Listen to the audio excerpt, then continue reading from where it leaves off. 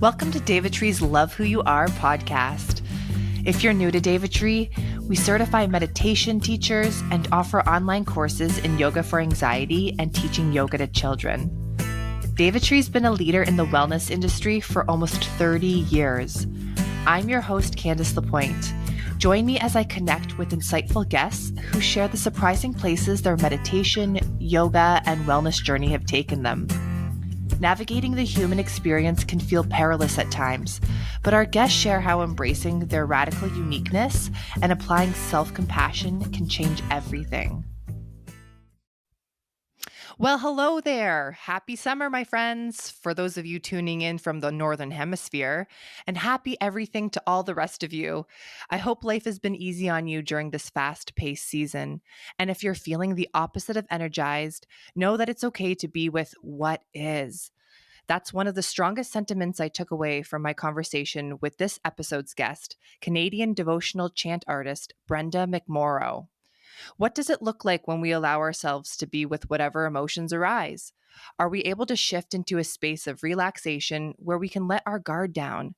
What a relief it is to know that we can check in with ourselves, understanding that there isn't a hierarchy over what we may be feeling. I was thrilled to be able to sit down and chat with Brenda before she set out on her 3.5-month tour spanning over 3 continents. We talked about the inspiration behind the new release of her 6th album, Ceremonia Del Amor, and how she knew it was time for its conception. Brenda instructs Kirtan Academy, Bhakti Heart Fire, one of DevaTree's faculty-mentored self-studied programs. So we dove into Kirtan, Bhakti Yoga, and the rippling effects these practices have through time and space. You'll find a number of insightful moments in our conversation. Are you interested in seeing where Brenda's currently at in her travels? Check out the show notes and click on her upcoming events. All the love to you. Hi, Brenda. Thank you so much for joining me on the Love Who You Are podcast. How are you? I'm great. Candice, thank you so much for having me. It's such a pleasure to be invited. Oh, I'm just so delighted. I always glean so much from our conversations, and knowing that, I've done workshops and trainings with you. And so I was very excited to be interviewing you today. Thank you so much. Well, likewise, it's always been really great to be in your presence whenever we've been in workshops or visited. It's just, it's a joy to talk to you. So I'm really looking forward to today. And so what's going on? First of all, I do have to say thank you so much, because I know that you do have a full schedule and there are things coming up. And so I just feel such gratitude to be able to get this little bit of time with you and hear what's happening in your life. So I don't know if you wanted to just share a little bit about what's going on, but Sure. Yeah, well, I'm in Mexico right now. I'm in the state of Jalisco, which is near Guadalajara. And loving it. It's super hot here right now. It's like 35 degrees Celsius for anyone who's not American, and probably about 94 Fahrenheit. And it's hot and it's wonderful. I live near a lake. I'm just staying here. I've been here about a month. I'll be here for another couple of weeks before I go on another long tour. And it's a beautiful place to be. And I'm just in the middle of preparing for a launch of my new album, which is happening in 2 weeks. But by the time that I think that this episode comes out, it'll probably be out already. So it's very exciting. And also I'm getting ready for this 3.5-month tour in Europe of festivals. So there's just a lot of like logistical things, rehearsing, just a lot of fun. I mean, it's what I love to do, these 2 things. So I feel very lucky, and it's a great place to do it in. Oh my goodness. Well, you've definitely tapped into a few of the areas that I wanted to dive into. And you've talked about this new album coming up. This is number 6? Is this right? Yes. You're number 6. And it's actually, technically it's number 6 of this type of mantra and heart opening type music. I did do some other albums way back in that last century. Remember the 90s? And I did some albums there with my band, Julia Propeller. I was in that band. They're a London-based band in the 90s, and we did albums. And then I did an EP, and then I discovered mantra and kirtan and heart opening sort of ceremonial songs from around the world. I discovered those after, and so that's when that part of my life started. So that's this album coming up is number 6 of that type of music. Yeah. Oh my gosh, that's amazing. Well, of course, in preparation for our conversation, I was looking on your website about Brenda McMorrow. And I think what I read was that you had gone to, was it a yoga training or some sort of yoga experience, and you had been invited to chant Om Namah Shivaya. And if I'm right, that is also a part of the new single out on your album. So I was wondering, this is the chant that got you kind of pulled into this type of music, and I wondered if there was any sort of relation to this happening as your single for this album. Oh yeah, yeah. I'm sure. I hadn't really thought about the relationship, but it is related for sure because for anyone who is new or maybe hearing about kirtan or mantra for the first time, I'll just let you know that when we chant to Shiva, we're chanting to the transformational aspect of life, the transformational aspect of the divine, the transformational aspect of us as beings, how everything is always changing. Something's being destroyed in order to make room for the new. And so the deity named Shiva, or Shiva or Shiva or Shiva, depending on what part of India you're from, is a representative of that energy. And so it has always been a really powerful guiding force for me ever since I've met kirtan, which was, like you said, I was at a yoga studio in London, Ontario. It was the Lotus Center. And did you ever go to the Lotus Center? I never went to the Lotus Center, but I Yeah. feel like it's been a thread that's weaved a lot of DevaTree folks together. Oh, yes. Yes, Yeah. you're right. A really beautiful place. And a friend of mine, I had just started doing yoga. I was not doing kirtan. I wasn't doing any devotional chant music at all at that time, but I had started doing yoga. And what I thought at the time was that it was for fitness. So little did I know that it was going to change my entire life. So I was there doing yoga asana. I'd never heard mantra or kirtan, the devotional chanting ever. Even in the yoga classes, they weren't playing it at that time. It was, it was about the postures, and, the teachers there were, I'm sure, very connected with the roots of yoga but I hadn't cognized that yet. I hadn't realized. So my friend said, do you want to come to a workshop at the Lotus Center? It's like music that is called kirtan, which is kind of like singing and yoga put together. It's like musical yoga. And she thought I would like it because I was a musician. And I thought, okay, sure, I'll do it. So we got there, and Yogi John he's from Guelph, Ontario. He was there. I think he had his harmonium and his guitar. And he chanted one chant. I can't remember what the first one was. And I was like, well, this is interesting. This is different. I wasn't sure what to make of it. And I actually, like, something in me was like, whoa, like started like trembling a little bit. I didn't really understand what was going on inside me. And then the second chant was Om Namah Shivaya. And that's when something happened within me. There was, like, I sometimes describe it as a lightning bolt, even though it was even bigger than that. It was sort of beyond words, but it was this deep, deep knowing that this is the kind of music I'm going to start playing. And I could hear my mind and my heart having a little discussion. Like the heart was just like, oh, this is it. And my mind was saying, but wait a second, you don't even know what it is. What's it called? What is this? Like, how do you? And there was this thing happening, yet a really deep knowing inside me.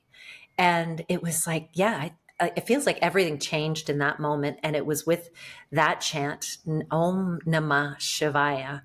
And Namah Shivaya has weaved its way through. I would say every single one of my albums there's somewhere on an album where we're chanting to Shiva.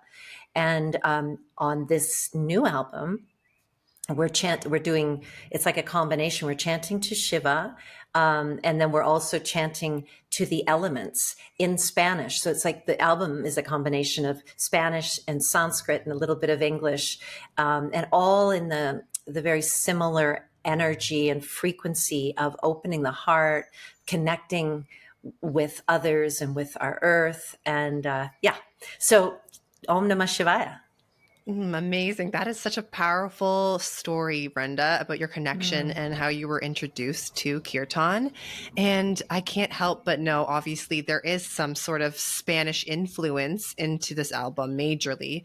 You've had some connection to, and now is that because of Mexico, or what is like, you've been speaking of like you speak Spanish fluently, correct? And I wish it was fluent. I'm working on it, but I do speak, but working on it. Yep. Okay, but you've been influenced to create an album with English and Spanish elements. Is that correct? Yeah. Actually, Spanish elements have been finding their way into my albums in the last two before this as well. I've been learning Spanish and fascinated with Spain and with Latin America and Mexico just for a long time. And I have quite deep connections with Spain and now here in Mexico as well. And on this album, I've been mostly really touched by the Indigenous ceremonial practices like fire ceremonies, medicine ceremonies, water ceremonies. And there are a lot of beautiful Spanish language songs that come in that have, to me, the same frequency, the same kind of powerful vibration as mantras. And so this album weaves the two together. It just naturally happened that way. They just felt it's there's a big and deep honoring of the natural world, and then also of the inner world, and deepening into one's true nature, and then also deepening into nature. So it's like a combination. And these Spanish language songs on the album, some of them I have written the melodies for, and some of them are written by contemporary artists here from Latin America. And also some are traditional. We don't know who wrote them. It's a nice mix, una mezcla. And I can't help but, after you said that, there's a nice weaving between the natural worlds and ceremonial aspects. The cover art for the album is just, it's something else. Like, I'm sure that we could even have a conversation, because it's just a feast for the eyes. As soon as you look at it. Should I show it? You should. I actually, hold on one moment. Sure thing. I don't know if you can still hear me. Yep. I just received the CDs. I wasn't going to get CDs actually because most people stream, but enough people recently, just in the last month or so, were like, please get CDs. So I got a short run. So it's almost like they're a limited edition. But this is it's probably, actually you can see it. So here it is. And the artwork was done by an amazing artist in LA, John Morrow. And so you see the owl and the jaguar and the hummingbird, and there's the heart. The name of the album is Ceremonia Del Amor, which means ceremony of love. So here we have the human heart that combines with the energies, animal spirit medicine. And there's the guitar. So it's really exciting. So thanks for mentioning that. Mhm. Yeah, and um, I think that that is just it was a perfect weaving of what you're saying: kirtan, the guitar, the heart, the all of the animals, and so I wanted you to maybe describe a little bit, like paring it back down for those who haven't taken any sort of kirtan training or have ever been a part of a kirtan. Um, how does the heart come through in this, in Mm. kirtan chanting? And perhaps this is what your major connection, this epiphany, almost this like lightning bolt, came through for you. Yeah, yeah, definitely. It all became centered in the heart. It centered in the heart and expanded out from there. And Bhakti yoga. So kirtan is one of the practices of Bhakti yoga.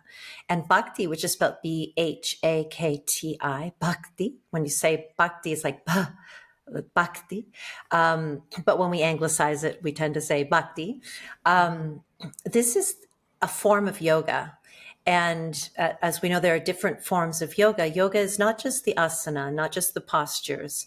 It is also meditation, it's service, it's self-inquiry, deep self-inquiry, and it is love. There are different forms. They all can combine as well, but the yoga of devotion and love is called Bhakti yoga. So this is when we chant and we sing and praise the divine. We praise the all that is. We praise our inner truth. We are singing, from the heart. It helps to amplify our ability to live our lives from the heart too. And especially, I mean, it's powerful when we sing it on our own or when we listen to it, just recording.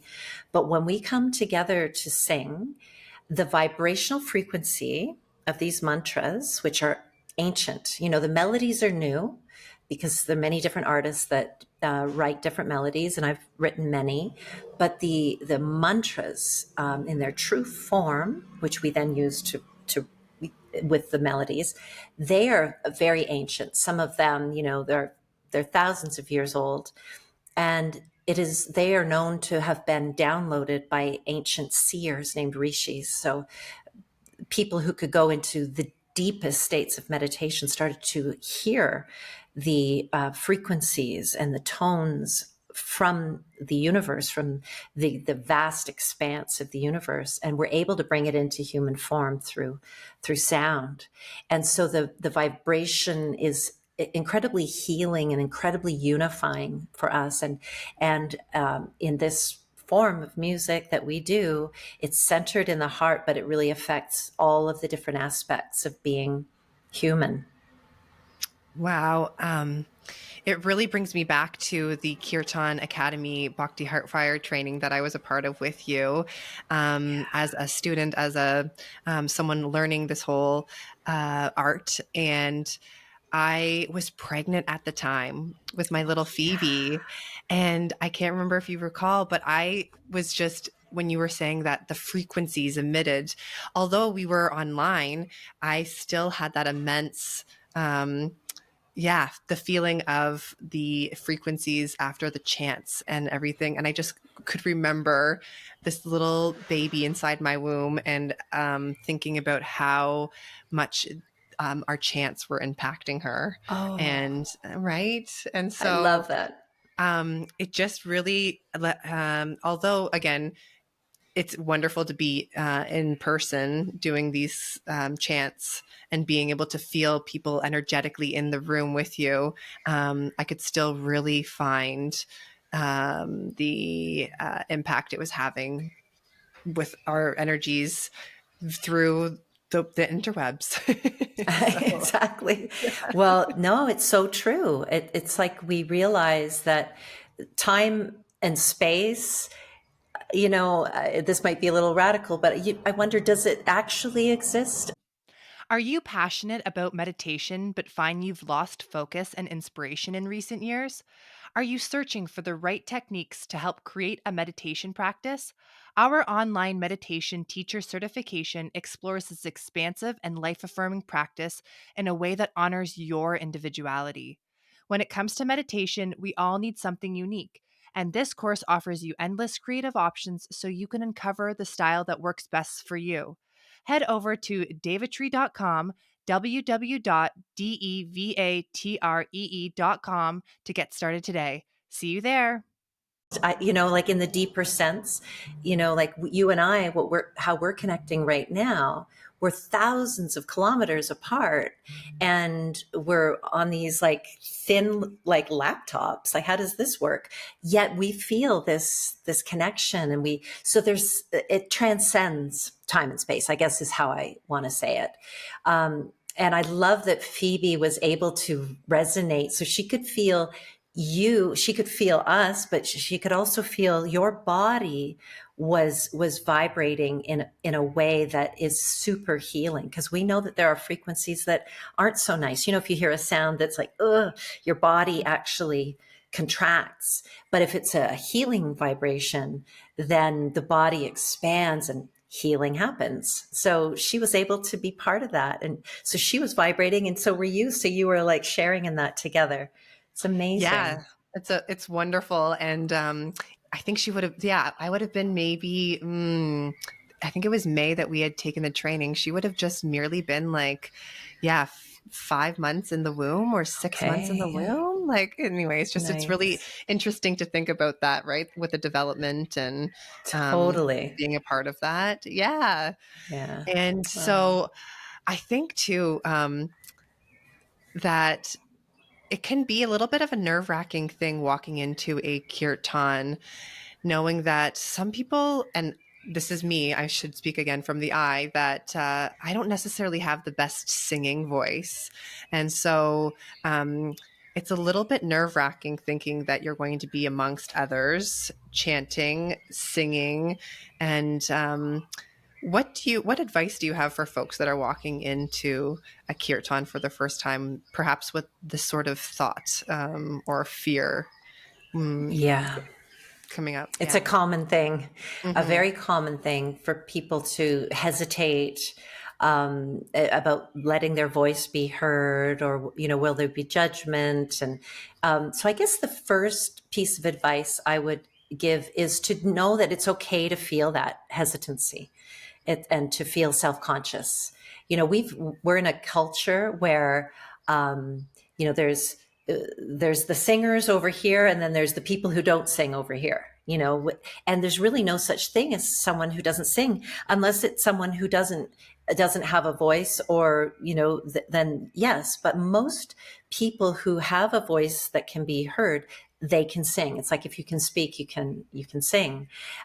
Yet our culture differentiates. When I was in Africa, in Ghana years ago, I noticed that everybody was singing all the time. And I spoke to my sister-in-law at the time, and she said, like, the concept of not singing isn't part of life here. And I thought, okay, wow, what a cultural thing we have. So when we go into an experience of singing, maybe just remember that, we come by it honestly, that we're like told that there's singers and there's not singers. Like, that's kind of embedded in our minds. It's not true though, but it is something societal. So it's okay to feel nervous about it, and to allow that sort of nervousness. Notice, is it kind of partly excitement?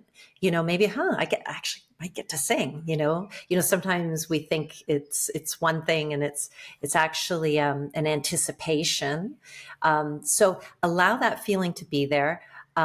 Know also that all of the rest of the people there are in a similar place. There's going to be, it's not like we're walking into a choir practice where people are totally trained to sing. This is just not the case when we go to kirtan. This is different than that. So, we can, I notice a lot of people will say to me, or people have said to me after kirtan, is like, oh, at first I thought I'm just going to listen. and or I'm just going to sing quietly. And then I noticed myself just singing out, and I was singing just like everybody else. And it's just so heartwarming. I'm like, yes, because they just, allowed themselves to take little baby steps, and then it just naturally started coming out. And the, at the kirtan, sometimes one might want to just sit quietly, but I always do encourage, like, let your voice be part of this amazing alchemy that's happening, this combination of souls and uh, amazing instruments, the vocal instruments. And when I say amazing, I don't mean like trained. I mean amazing in that they're so unique. We each have a completely unique voice, completely. It's like, and what a special thing to be in a group where everybody's unique voice, whether it's in tune or, singing at exactly the right time, doesn't matter. It becomes like a symphony of beauty. So yeah, being honest with yourself, like it's okay to feel nervous, and then taking little risks, like I'm going to let it be heard, and also singing with how you're feeling. You might hear a chant, might be at a beginning of a song where it's like, oh, I don't know if I'm going to like this one, like, or whatever, and being okay with whatever thoughts. You might be bored, you might be nervous, it might make you uncomfortable, it might make you super happy. There's all these things. And then you just be with what is. Kirtan is a great opportunity to just allow ourselves to be with what is. And then it often, almost always, shifts into this place of, oh, wow, I get to relax and let my guard down. Oh God, that feels good.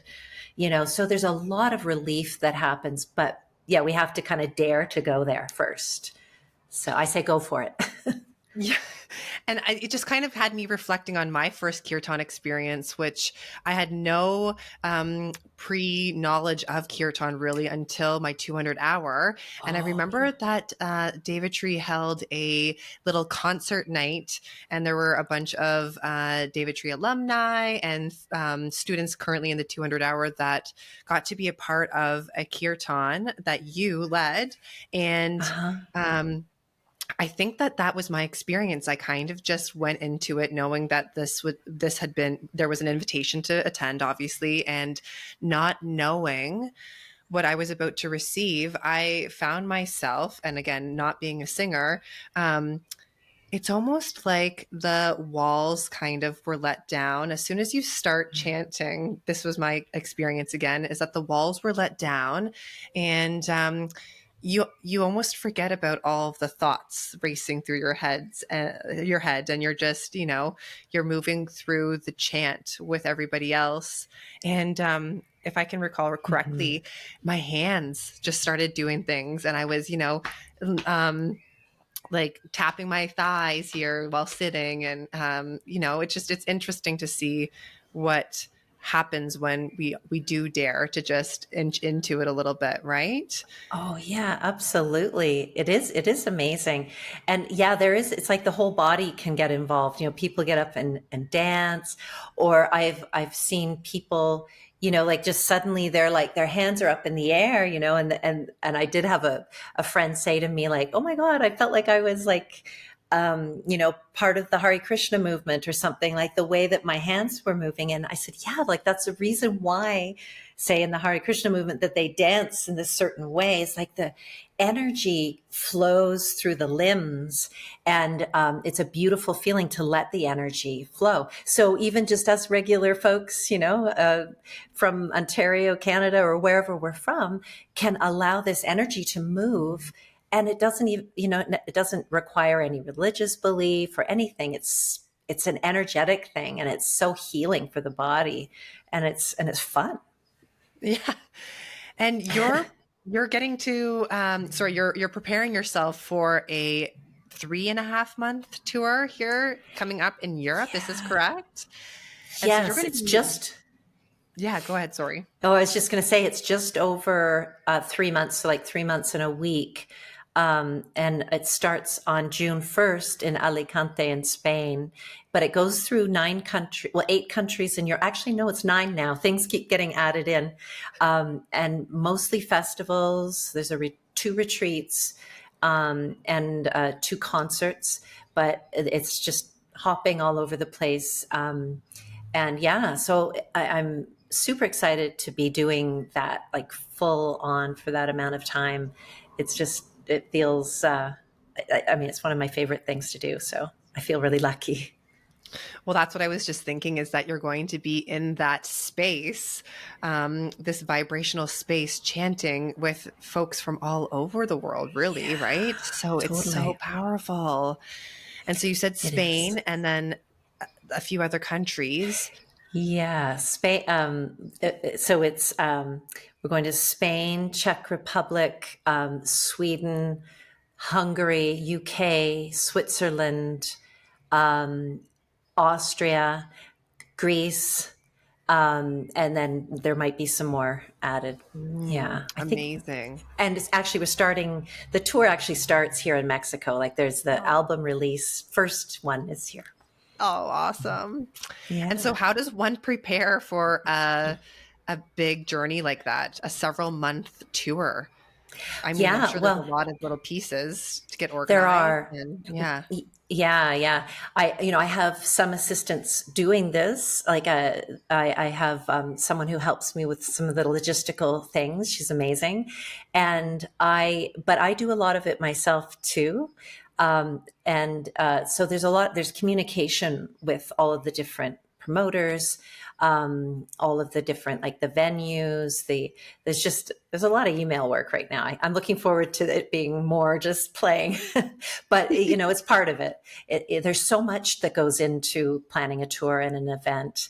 And if we do it well, then people think that it was just super easy, right? So if you make it look really easy, it's just a lot of that, like, oh God, I'm on the computer again. But no, it's good. And one of the great things about doing this kind of music is that the hosts, are always amazing people. Like, they're doing this because they know how healing this kind of music is and how important it is that it comes into the world. So they organize these festivals, and so they're always a joy to work with. So I'm like, boy, I've lucked out working in this field. Do you ever think that like you said that you went from, sorry, was it pop and then into this kind of kirtan genre? Yeah. And then do you ever feel the inkling to go back to different genres of music or to pop or? Hmm. Yeah, sometimes, like, the music that I played before was like pop with some folk, like it was acoustic, kind of like singer-songwriter, but poppy, like the songs were very poppy. But I also did jazz, and I've been doing, like, I did a couple little, like, sitting in with some jazz bands like in the last year, and that was really cool, just to go right back into singing old standards. And but the interesting thing is that these mantra and what we call medicine songs, these Latin American Spanish language songs, they are, when I write the melodies, they tend to have that folky, sort of poppy, uh, hook driven kind of sound, because that's how I wrote when I first started being a songwriter, and it just seems to be how songs come out for me. So it all combines in the end as well. Mm-hmm. And so that's amazing. I do, obviously, we talked about this kind of Spanish influence that is apparent on the album. And how do you know when you're ready to put out a new album or to start developing songs for an album? Oh yeah, that's a great question. Mm-hmm. I have noticed over the years that it just tells me, I have, back when like, say 10 years ago, I may have been more like in my mind thinking, I should do a new album. But now I just know that I don't need to think about when I should do it. I'll just know. And so I just kind of relax into, I might be writing, or I might have a period where I'm not writing for like a couple of months. And I used to worry about that. If I wasn't like always writing, I'd be like, but now, if it kind of goes a little quiet and I'm just sort of playing and not writing, it's all right, because I feel like just like poems or any works of art, they're out there in the ethers, and if we're available, they will come. So my main practice is to deepen into, a quiet space within me, and so when it's time, they come. So, as an example of when it was, I think, in October of last year, so October 2023 or September, where I just had this like, oh, okay, it's time. And I started like investigating different producers, engineers, different places to do the album. Started doing like sort of the footwork, and then I I discovered my co-producer and the engineer Zsolt Bognar. He's in Hungary, of all places. He's like across the ocean, and there was just a complete yes. It's like he's the one, and now's the time. So yeah, so that doesn't really. There's no formula really for me. It's just when it's time, it's time. Right. And so you did hit on a point of like maybe allowing for the stillness, not always writing. Could that also help in the actual creation process, right? So stillness sometimes allows for us to then have the downloads. And then I'm wondering, are there other practices that you do to help inspire creation? Do you have a yoga practice? Do you have a meditative practice?